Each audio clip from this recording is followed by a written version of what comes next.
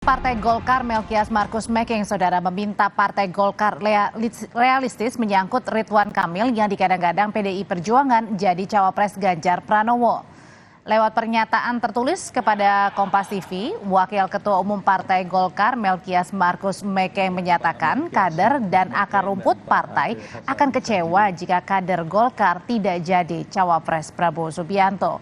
Menurut Mekeng, hal ini akan berdampak pada konsolidasi pemenangan di Pilpres. Padahal pada saat yang sama ada kader Golkar lainnya yakni Ridwan Kamil yang punya kans besar untuk diusung jadi cawapres.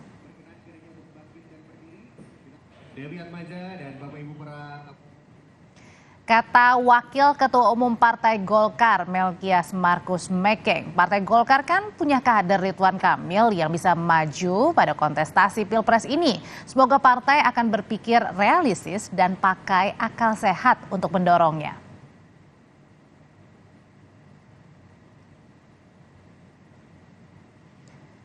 Dan usai rapat Koalisi Indonesia Maju di kantor DPP Partai Golkar Kamis malam, Ketua Umum Golkar Erlangga Hartarto tetap menugaskan Ridwan Kamil untuk maju Pilgub Jawa Barat atau DKI Jakarta dan bukan maju jadi cawapres. Gubernur, apakah Pak di dalam Pak, Jawa Barat? Terima kasih. Di tengah keinginan Ketua Umum Golkar Erlangga Hartarto yang menginginkan kadernya Ridwan Kamil untuk maju sebagai calon gubernur di Pilkada mendatang, belakangan justru muncul suara kader Golkar lain yang mendorong Ridwan Kamil untuk menjadi bacawa pres mendampingi Ganjar Pranowo karena dinilai lebih menguntungkan buat efek politis ke Golkar. Dan untuk lebih lengkapnya sore ini kita ulas bersama dengan Wasekjen Partai Golkar Aceh Hasan Syazili dan juga pengamat yang juga Direktur Eksekutif Parameter Politik Indonesia Adi Praitno. Sore Bapak-Bapak. Sore, Assalamualaikum.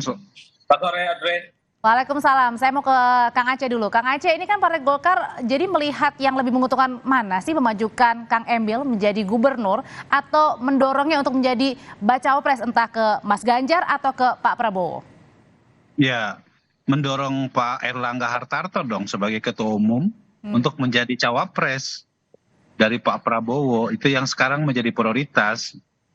Ya, Kalau jadi Kang sejauh Emil? ini, ya sejauh ini kita masih konsisten untuk mendorong Pak Erlangga sebagai cawapres dari Pak Prabowo karena bagaimanapun saya sebagai kader tentu menginginkan supaya Golkar ada dalam koalisi Indonesia Maju ini dengan menjadikan Pak Erlangga sebagai calon wakil presiden.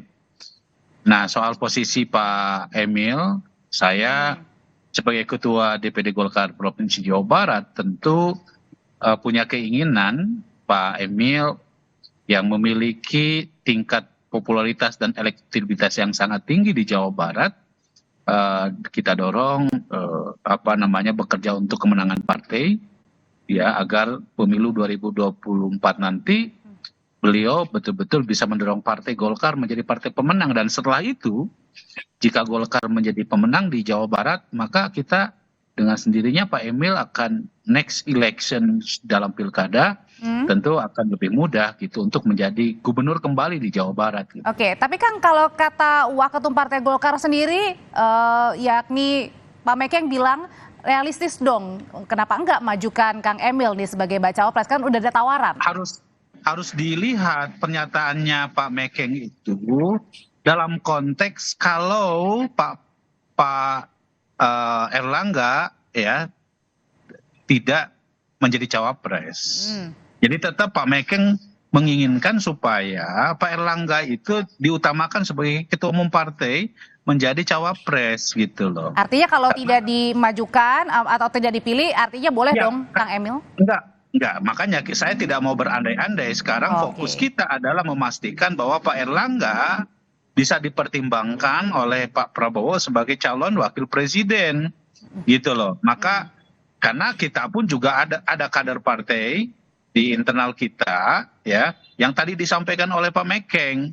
Jadi artinya harus dilihat bahwa Partai Golkar fokus sekarang ini mendorong agar Pak Erlangga menjadi calon wakil presiden gitu. Dan Pak Emil seperti yang disampaikan oleh Pak Erlangga, beliau sejauh ini ditugaskan untuk memenangkan Partai Golkar di Jawa Barat, DKI, dan Banten, sehingga elektoral partai tetap terus terjaga. Karena bagaimanapun kita tahu bahwa Pak Emil merupakan Gubernur Jawa Barat yang dinilai sukses oleh masyarakat, sehingga penting sekali sebagai kader wakil ketua umum yang loyal terhadap kebijakan Tapi, partai, Kang, dan saya yakin Pak Erlangga, Pak Emil akan selalu fatsun sama keputusan partai. Tapi Kang, gini, ini kan survei elektabilitas Kang Emil lagi tinggi-tingginya nih. Terus kemudian juga katanya sempat juga ditawarin oleh Bu Mega ya tentang posisi bacawa pres. Jadi ini Partai Golkar tidak memperbolehkan kalau Kang Emil menjadi bacawa pres, Mas Ganjar. Kalau di Golkar itu kan ada urut kacang, Mbak. Sebagai partai yang sudah memiliki sistem kaderisasi yang ajak, tentu kita harus pertimbangkan juga bahwa ketua umum tentu harus kita jadikan sebagai prioritas gitu. Jadi saya kira sistem kaderisasi kita di sini harus tetap berjalan dengan baik ya, sehingga partai tetap marwahnya bisa terjaga, dan tentu kita harapkan Pak Prabowo juga merupakan pasangan yang sangat tepat jika mengambil Pak Erlangga. Beliau ahli ekonomi, sementara Pak Prabowo ahli geopolitik. Tentu ini adalah pasangan yang klop. Gitu. Artinya sampai sekarang posisi dari Partai Golkar ada tetap menginginkan ketumnya untuk menjadi bacawa pres ya, pendamping Pak Prabowo ya. Kalau gitu sekarang saya tanyakan Kang Aceh ke Mas Adi. Mas Adi, kalau di dalam tubuh internal Partai Golkar sendiri kan udah beda-beda pandangan nih. Nah ini apa sih yang dilihatnya? Ya saya kira dua hal, Audrey. Pertama, di Golkar itu sampai hari ini sangat kelihatan terus mengupayakan supaya Pak Erlangga Hartarto lah yang kemudian dipilih oleh Prabowo Subianto sebagai pendampingnya di 2024. Ini kan satu sinyalmen politik bahwa tak boleh ada orang lain, tak boleh ada partai yang mencoba untuk menggoda kader-kader Golkar di luar Erlangga untuk bisa maju di 2024. Oleh karena itu saya seringkali mengatakan kalau tidak mau ada goncangan politik, kalau tidak mau ada jalan liku dan terjal yang mendaki dihadapi oleh Ridwan Kamil, ya memang sebaiknya fokus sebagai calon gubernur di 2024 jauh lebih tenang. Apalagi misalnya maju pilgub di Jakarta ataupun Jawa Barat, itu jauh lebih realistis kan sebenarnya bagi Ridwan Kamil, mengingat posisinya sebagai petahana. Nah yang kedua, kalau yang saya tangkap, pernyataan Pak Mekeng itu semacam ultimatum politik sebenarnya kepada Prabowo. Kalau Erlangga Hartarto misalnya tidak dipilih sebagai calon pendampingnya, dan pada saat bersamaan misalnya Ridwan Kamil diminati oleh PDIP sebagai pendamping Ganjar Pranowo, dan itu terjadi, bukan tidak mungkin Golkar yang saat ini berada di barisan Prabowo Subianto itu akan hijrah dan migrasi menjadi bagian dari pendukungnya PDIP, karena di situ ada Kang Ridwan Kamil yang berpotensial maju dengan Ganjar Pranowo. Itulah yang saya sebut ini semacam kode keras dari Golkar, bukan tidak mungkin. Artinya tetap satu suara ya di internal sendiri gitu ya Mas Adi ya? Betul, artinya apa? Kalau cawapres justru jelasnya bagi Ridwan Kamil yang notabene-nya adalah kader dari Golkar, bukan tidak mungkin gitu Golkar akan hijrah mendukung Kang Ridwan Kamil yang berpasangan dengan Ganjar Pranowo. Apalagi misalnya Pak Erlangga ini sudah disorongkan sebagai ketua umum Golkar, tapi tidak kunjung ada hilal politiknya oleh Prabowo Subianto. Karena bagi Golkar in the end-nya itu pastinya realistis, mencari figur kader internal terbaik mereka yang mendapatkan tiket cawapres di 2024 nantinya. Oleh karena itu, kalau dilihat kecenderungan rata-rata memang sampai saat ini Golkar terus berupaya meyakinkan Prabowo bahwa yang dipilih itu bukan Ridwan Kamil, tapi Pak Erlangga Hartarto. Saya kira di situ poin saya. Tapi emang benar Kang Aceh kalau pernyataan dari Pak Mekeng ini merupakan ultimatum untuk Gerindra dan juga Pak Prabowo? Ya makanya itu yang saya bilang tadi, harus dilihat pernyataan Pak Mekeng itu bukan di akhir tapi juga di awal. Jadi Pak Mekeng mengatakan kan jelas bahwa Pak Erlangga sekarang ini akan didorong terus untuk menjadi calon wakil presiden dari Pak Prabowo. Ya. Namun pada saat yang bersamaan kan kita juga tahu ya bahwa Pak Ridwan Kamil juga katanya dipanggil. Ya. Tentu sebagai partai yang mengedepankan kaderisasi dan tentu kebutuhan objektif atas apa yang dihadapi oleh bangsa ini, saya kira kami memiliki pandangan baik jika Golkar ada di dalam pasangan capres-cawapres itu gitu. Tapi kalau misalnya Pak Prabowo tidak memilih Pak Erlangga sebagai bacawa, ini nggak bisa pakai misalnya. Nggak mau berandai-andai. tinggal bentar Kok lagi masih Kang, harus misalnya? hitung-hitungan juga Kang. Iya, nggak bisa pakai misalnya. Ini kan lagi terus diperjuangkan, gitu loh. Ya kan, politik itu kan nggak bisa berandai-andai. Kalau berandai-andai nanti merubah skenario banyak hal gitu. Oke, saya balik lagi ke Kang Adi. Kang Adi sebenarnya, Mas Adi, sebenarnya lebih realistis mana sih untuk menunggu Pak Erlangga dipinang atau kemudian mengambil ya kans dari Pak RK atau Kang Emil ini yang ditawarkan menjadi bacawa pres, apalagi survei elektabilitas Ganjar Ridwan Kamil ini termasuk yang tertinggi saat ini?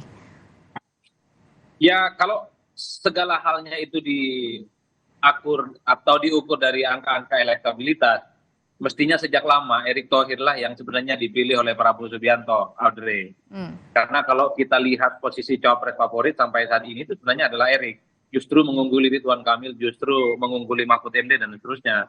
Tapi elektabilitas itu kan melampaui hal-hal yang sebenarnya ada di ruang-ruang di mana posisi ketua umum itu dinilai jauh lebih penting. Oleh karena itu, belakangan saya membaca bahwa teman-teman Partai Golkar itu ingin ngasih kode keras kepada Prabowo Subianto. Dua cawapres yang paling dibutuhkan oleh Prabowo itu adalah sosok seperti Pak Erlangga Hartarto, mengingat posisinya sebagai ketua umum Golkar ya. Jangan dilihat misalnya Pak Erlangga Hartarto itu elektabilitasnya tidak terlampau signifikan seperti yang lain, tapi lihatlah Pak Erlangga Hartarto itu sebagai sosok yang teknokratis, ahli ekonomi, dan yang paling penting mampu mengerem turbulensi politik Partai Golkar di 2019 yang lalu. Itu artinya Pak Erlangga itu mampu mengorkestrasikan, mampu mengonsolidasi kekuatan-kekuatan politik Golkar, sekalipun dalam tekanan politik yang cukup luar biasa saat itu 2019, tapi Golkar hasilnya perolehan pileknya runner up, bahkan di atas Gerindra hasil perolehannya di DPR. Ini menjadi penting sebenarnya yang mesti dibaca oleh Prabowo Subianto, bahwa Pak Erlangga ini adalah sosok yang mampu mengonsolidasi kekuatan politik Partai Golkar ke depan. Oleh karena itu, pernyataan Pak Mekeng bagi saya ya semacam ultimatum politik gitu. Bukan tidak mungkin Golkar itu in the end akan pindah ke lain hati kalau memang yang tidak dijadikan sebagai wakil itu adalah Pak Erlangga, apalagi misalnya ada kader lain namanya Pak Ridwan Kamil dipilih oleh PDIP. Ini yang saya kira memang jangan sampai kalau untuk PDIP sendiri kira-kira serius nggak tuh tawaran bacawa pres Mas Adi? Gitu loh. Kalau untuk PDIP serius nggak tuh tawaran? Ya, bagi saya serius lah kalau sudah dipanggil ketemu dengan Megawati, itu tawaran yang cukup serius. Karena tidak semua orang bisa bicara dari hati ke hati, tidak semua orang bisa bicara empat mata dengan Megawati Soekarno Putri terkait dengan pencapresan, Mbak. Oleh karena itu, ini kan Kang Ajit sebenarnya ingin menyampaikan kepada Pak Prabowo Subianto, bukan tidak mungkin Golkar itu akan menjadi PKB yang kedua yang akan meninggalkan Prabowo Subianto kalau memang Pak Erlangga tidak dipilih sebagai calon pendampingnya di 2024. Golkar ini kan pemain lama. Golkar ini cool, kalem kan, tapi di tikungan akhir. Betul nggak tuh Kang Aceh? Iya, seringkali manuver-manuver politiknya itu bikin hentakan-hentakan yang mengerikan gitu loh, Audrey. Oleh karena itu, ketimbang Golkar ini seperti PKB, ya memang harus segera diputuskan bahwa Pak Erlangga lah yang cocok itu buat Prabowo Subianto. Apalagi sih? Tuh hentakannya Kang Aceh. Iya, ya sekali lagi saya ingin sampaikan bahwa kami konsisten mendukung Pak Prabowo sebagai calon Presiden Republik Indonesia dari Partai Golkar, dan kita sudah beberapa kali bertemu dalam koalisi Indonesia Maju, dan kami optimis bahwa Pak Prabowo dan para ketua umum partai koalisi Indonesia Maju akan mempertimbangkan banyak hal, termasuk dukungan-dukungan dari partai politik, karena bagaimanapun kita tahu bahwa memilih Pak Erlangga itu kan sesungguhnya bukan hanya memilih beliau secara pribadi, tetapi juga bagaimana kekuatan partai itu menjadi kekuatan inti dari proses pemenangan yang tersebar sampai ke akar rumput gitu. Jadi karena itu tentu kami ingin menegaskan bahwa Golkar ingin tetap memprioritaskan Pak Erlangga, Pak Ridwan Kamil, kami tempatkan beliau sebagai kader wakil ketua umum yang memang ditugaskan untuk memenangkan Partai Golkar, dan sejauh ini ya masih konsisten. Beliau diberikan privilege. Bagi saya sebagai Ketua Golkar Jawa Barat, tentu prestasinya di Jawa Barat harus dilanjutkan gitu. Oke, dan sekaligus juga apakah ini benar mengunci gitu Mas Adi pernyataannya dari Ketum Partai Golkar kemarin Pak Erlangga yang bilang bahwa yang disiapkannya itu Kang Emil ya untuk Pilgub entah itu DKI atau Jabar bukannya bacawa pres. Mas Adi. Ya saya kira pernyataan itu untuk memberikan saya kira pernyataan itu untuk mengarantina supaya Kang Ridwan Kamil ini tidak tergoda oleh siapapun. Dan jangan lagi Kang Ridwan Kamil itu digoda oleh siapapun terkait dengan Golkar ya. Karena apapun Golkar itu secara kelembagaan sudah memutuskan bahwa figur yang akan diusung untuk cawapres di 2024 bukan yang lain tapi Pak Erlangga Hartarto. Maka tidak mengherankan kalau kemudian Golkar itu menegaskan kepada publik Kang Ridwan Kamil itu adalah sosok yang cukup pas, cukup pantas untuk maju kembali di Pilgub ya, entah di Jabar ataupun DKI. Sambil lalu ya Golkar ini kan satu itu tadi memberikan satu sinyal politik bahwa kalau memang Ridwan Kamil yang mendapatkan tiket dari PDIP, bukan tidak mungkin Golkar itu akan pindah bersama PDIP karena Pak Erlangga misalnya tidak kunjung. Saya kira bagi Golkar akan main di banyak tempat soal siapa kemungkinan yang menjadi kader terbaiknya untuk bisa maju di 2024. Termasuk juga belum menutup kemungkinan ya kalau PDIP masih membuka kemungkinan untuk memasangkan Mas Ganjar bersama dengan Kang Emil. Ya sangat mungkin karena sudah habis ketemu kan. Bagi saya pertemuan antara Kang Emil dengan Megawati itu adalah suatu hal yang cukup serius ya, di mana proses penjajakan ada proses komunikasi yang sepertinya akan intensif untuk terus dilakukan. Oleh karena itu pernyataan Pak Mekeng beberapa waktu yang lalu bukan tanpa dasar, karena pada setting bersamaan Pak Erlangga Hartarto itu adalah ketua umum Partai Golkar yang saya kira suaranya jauh lebih besar dari Gerindra, tapi tidak kunjung diberikan sinyal positif untuk bisa menjadi pendamping di 2024. Kalau mau agak gagah-gagahan sebenarnya, Golkar kan tinggal bilang, apa yang kemudian membuat Prabowo Subianto tidak mau dengan Pak Erlangga Hartarto sebagai pendampingnya? Karena secara kepartaian, suara anggota dewannya di DPR itu jauh lebih banyak Golkar ketimbang Gerindra. Ini yang saya kira membuat daya tawar Golkar saat ini itu juga cukup di atas rata-rata. Apalagi pada setting bersamaan, rasa-rasanya teman-teman Gerindra ataupun Prabowo Subianto agak ngeri juga akan kehilangan satu partai yang lain gitu ya. Hanya karena persoalan cawapres yang tidak kunjung jelas, terutama Pak Erlangga Hartarto. Cukup sudah PKB, cukup sudah Muhaimin Iskandar pindah hanya karena persoalan cawapres yang tidak diberikan. Mas Adi Praetno terima kasih, Kang Aceh Syazili juga terima kasih selalu. Sama-sama. Tetap bersama kami di